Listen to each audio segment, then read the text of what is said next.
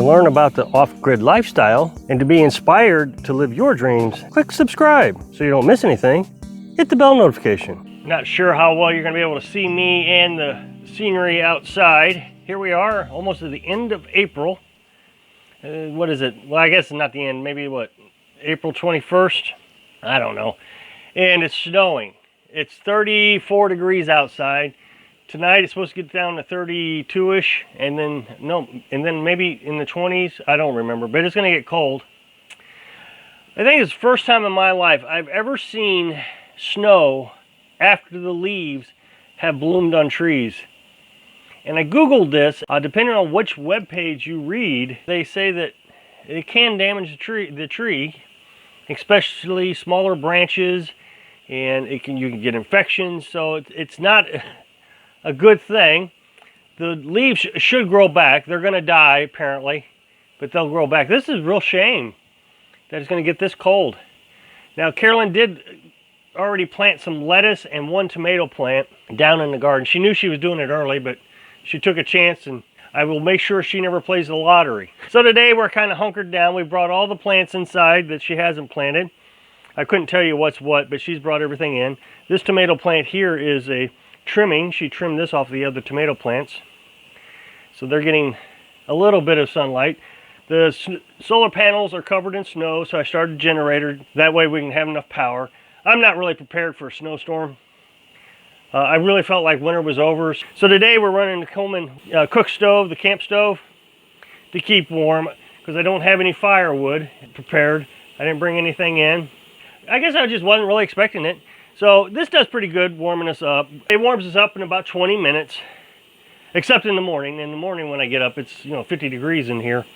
So it takes a little bit of time. I got the little heat operated fan. That spreads the heat out a little bit. It doesn't blow as well as you would think it should. I'm always worried putting it on here that I might get it too hot because it's right on an open flame. I can't find anything in the instructions what the max temperature is. It doesn't operate until it gets above 150 degrees. I know that this wood stove can get up to about 400 degrees surface temperature, and the fan did fine. And again, here's some more of Carolyn's plants.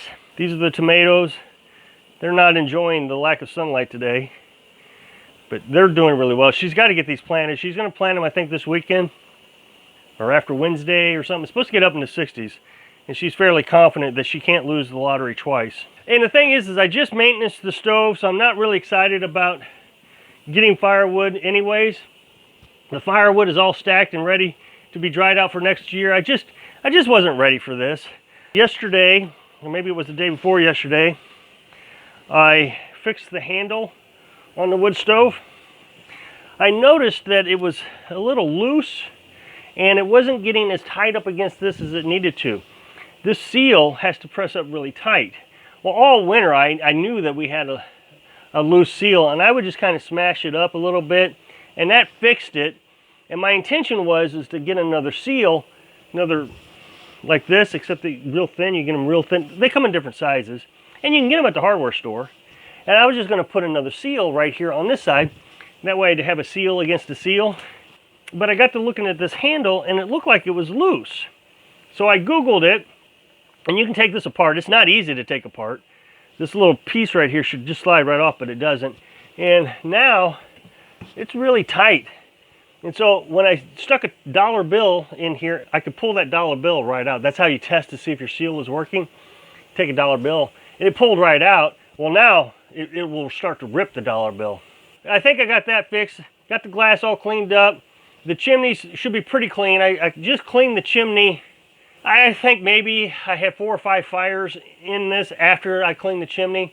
I got it kind of ready for next year. Of course, I need to clean it up. I really just don't want to do it again. I have to start another fire and have to clean the whole thing again. So it's been a while since you've been in a tiny house.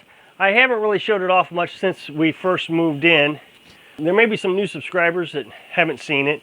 That's my desk over there. You're going to have a little bit of lighting issue, I think. We got a little shelf. This is all pallet wood, by the way. Carolyn hung all this up. We bought a pallet of pallet wood. It's chemical free, and it's beautiful. It's amazing. And so she made the desk out of pallets. That shelf is made out of pallets. It sits on a little tiny fridge. here. We got our Berkey sitting there. We've never really used the Berkey the way it was supposed to be used, but now we're in the house, we're using it the way it was intended. You just fill it up with water, let it drain down, and then you got 3 gallons of water. We always filled up a bunch of bottles and then just stored the Berkey. I suspect the filters will wear out faster doing it that way, but they're easy enough to order now that I don't have to worry about it. When we were on the road, I really wanted to preserve the filters as long as possible because we really abused them. Now she's got her spice rack here. She's got her pots and pans hung up. And I know that drives people nuts that I got this one pan hanging over here, but we got our carbon monoxide detector and a fire extinguisher over here. And I think both of those are critical. I got another carbon monoxide detector over here. Then we have the ceiling and behind the wood stove in that silver metal that we used for the chicken coop. This is actually where we learned to use it. I've seen so many other videos about this now. Other people are doing this now that we've done it. And I'm always curious, do they get the idea from me? If you go on Pinterest, you see these a lot also. But I really like this. It reflects the heat really nice. Keeps the heat in here. The attic, which is going to be our loft, is double insulated. So we could actually have another room up there if we wanted. I've got this hinged, so that drops down. You can see the hinges there. And I did that intentionally right over the wood stove. So if we wanted to heat it, we could just drop that down, put a little fan up there, and it would heat very nicely. I don't ever expect that we're actually going to have any visitors or anything that are going to want to climb up there, but the option is there. Now we could use it as a storage area. We've talked about that, but Carolyn's done such a fantastic job of making these shelves. She built these shelves herself. This one's just kind of the collect-all shelf. It's always been that way, and Carolyn doesn't seem to be upset with it. As a matter of fact, she made me a toolbox shelf right here of the most common tools that I use. The drills and the saw.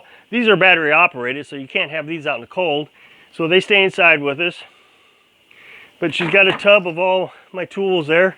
Pliers and screwdrivers and just different things I use. We got all her, just bathroom supplies. So over here's her food shelf. She's also got it with her clothes shelf. The other one here has 2 2x6s. This one just has 1 2x6. And then she extended the shelf out just a little bit past the 2x6 so she get a little bit of extra shelf space. And then right here is the aisle from the bed. Carolyn's right here, so I don't want to get her in the camera. Carolyn does not want to be on YouTube, and I always respect that. So to give you an idea, there's the bed.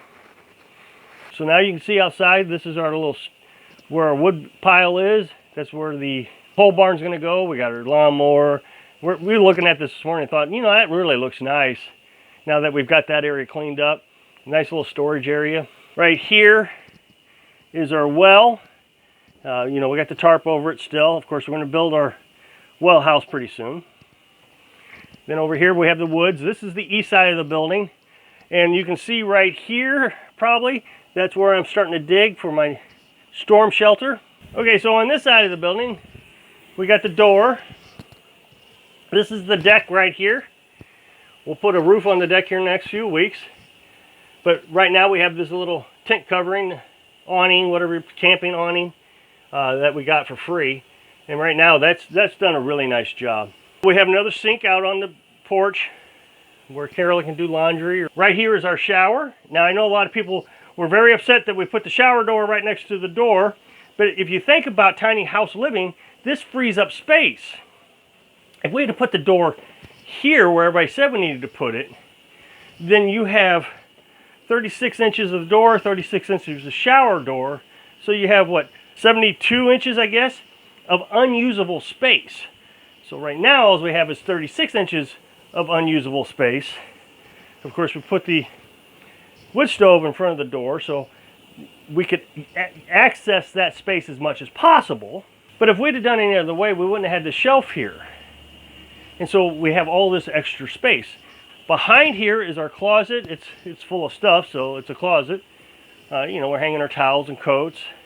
Behind here I have a battery that runs the RV pump that pumps water from the tank outside, which is right here, into the shower. Our on-demand water heater right here ran by propane. So when you kick it on, you get hot water. You hear that flame kick on, the water starts pumping immediately, hot water, and then you can adjust your temperature with this knob. I really like that. I've always said if I built a house, I was going to use this, and that's what I did. So this is multifunctional room. This can be the shower, obviously, but it also can be the kitchen, because we take our sink right here, and we take the sink, put it in the shower. Now we can wash our dishes in this shower. When we're done, we open up the drain. The water from the sink runs right into the shower drain. That has worked out really well. So as I'm sure you know, the scientists keep saying that the planet's getting hotter. Well, they lied this week. And as a result, now I don't get any watermelon this summer. I hope that watermelon survives. It's the only thing down there that we're hoping survives. So that's the tour of the house. I hope I can inspire you to build your dreams. Thanks for watching.